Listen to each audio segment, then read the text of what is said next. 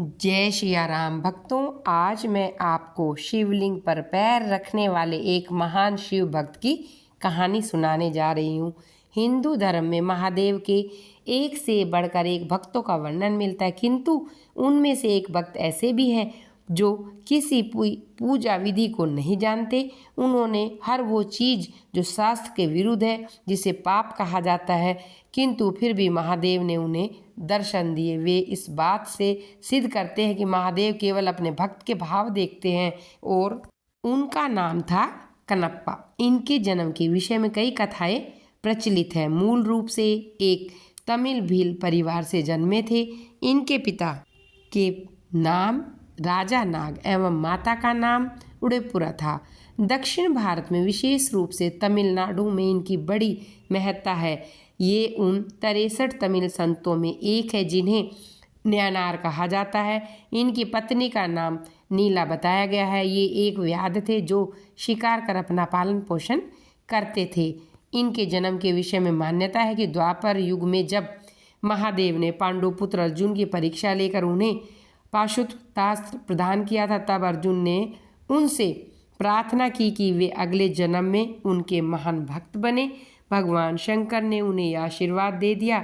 कलयुग में अर्जुन की कनप्पा के रूप में जन्मे और महादेव के अनन्य भक्त बने। एक बार कनप्पा आखेट करते करते बहुत दूर जंगल में निकल गए। वहाँ उन्हें एक अत्यंत प्राचीन जीर्ण मंदिर दिखा।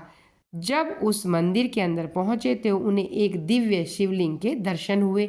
उसके दर्शन से कनप्पा के मन में शिव भक्ति आ गई। उन्होंने तुरंत उस मंदिर को साफ किया। उनके मन में उस शिवलिंग की पूजा करने का विचार आया, पर उन्हें शिव पूजा के बारे में कुछ भी नहीं मालूम था। उन्होंने सोचा, महादेव को खाने और पीने में क्या दूं? सोचकर जंगल में चले जाते हैं और सूकर का शिकार किया। उसे काट कर वे उसका मांस एक पत्तल में ले चले। दूसरे हाथ में उन्होंने एक पात्र में मधुमक्खियों के छत्ते से कुछ मधु इकट्ठा किया।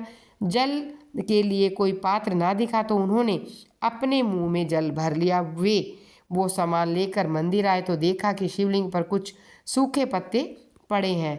उन्होंने अपने पैर से शिवलिंग से पत्ते हटाए। मुख में रखे जल से कुल्ला करके उन्होंने महादेव का अभिषेक किया। फिर उन्हें भोग के रूप में मांस और शहद दिया। हालांकि उनका ये कृत्य उचित नहीं था। सारी वस्तुएं पूजा के लिए निषिद्ध है, लेकिन उनका मन पवित्र था। उन्होंने कुछ भी गलत नहीं किया। महादेव को केवल उसी भाव का मोह था। उन्होंने प्रसन्न मन से उसका प्रसाद स्वीकार किया। अब तो ये कनप्पा का रोज का कार्य हो चला था। जंगल में एकांत में स्थित उस मंदिर में महादेव की पूजा करने एक पुजारी भी आते थे जो बहुत बड़े शिव भक्त थे। कनप्पा की पूजा करने के बाद अगले दिन जब वे आए तो देखा पूरे मंदिर में मांस के टुकड़े पड़े हैं। बड़े दुखी हुए। मंदिर को जल से धोकर पूजा की, किंतु अब रोज रोज उन्हें मंदिर में मांस मिलने लगा। ये देखकर एक दिन उन्होंने निश्चय किया, पता करेंगे कि ये कौन करता है। हर रोज की तरह कनप्पा वहाँ फिर आए। उन्होंने पैर से पुजारी द्वारा शिवलिंग पर चढ़े पुष्प हटाए, कुल्ले से अभिषेक किया और फिर शिवलिंग पर मांस और मधु चढ़ाया। पुजारी मंदिर के कोने में छिपकर देख रहा था।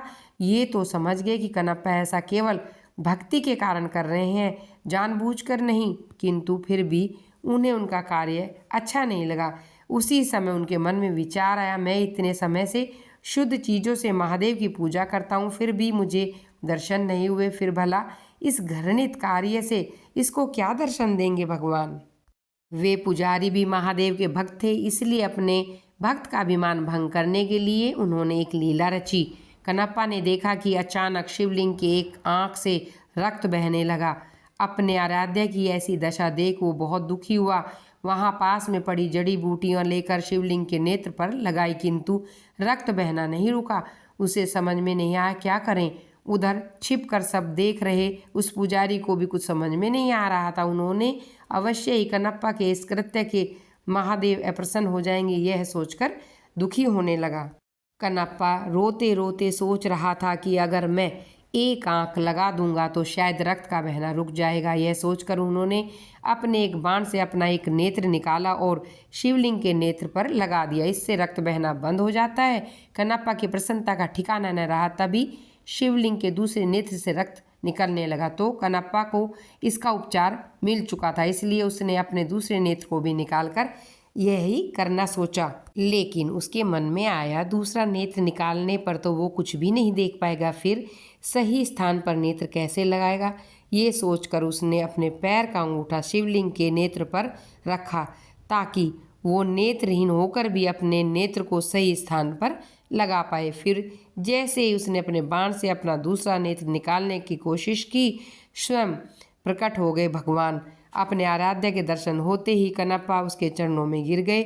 महादेव ने उसके दोनों नेत्र ठीक कर दिए। तब बाहर छिपकर देख रहे ब्राह्मण को अंदर आकर महादेव के चरणों में गिरने का मन हुआ और वह अंदर आता है, कहता है, महादेव, मन में अहंकार आ गया था कि मैं सबसे बड़ा भक्त हूँ, किंतु आज कनप्पा ने मेरा यह अभिमान तोड़ दिया।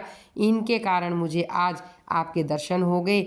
आज मुझे समझ में आया आपको केवल भाव के भूखे हैं, किसी की पूजा पद्धति से कुछ नहीं होता। तब महादेव ने दोनों को आशीर्वाद दिया और अंतर्ध्यान हो गए। सच ही तो कहा है कि भगवान तो सिर्फ भाव के भूखे हैं।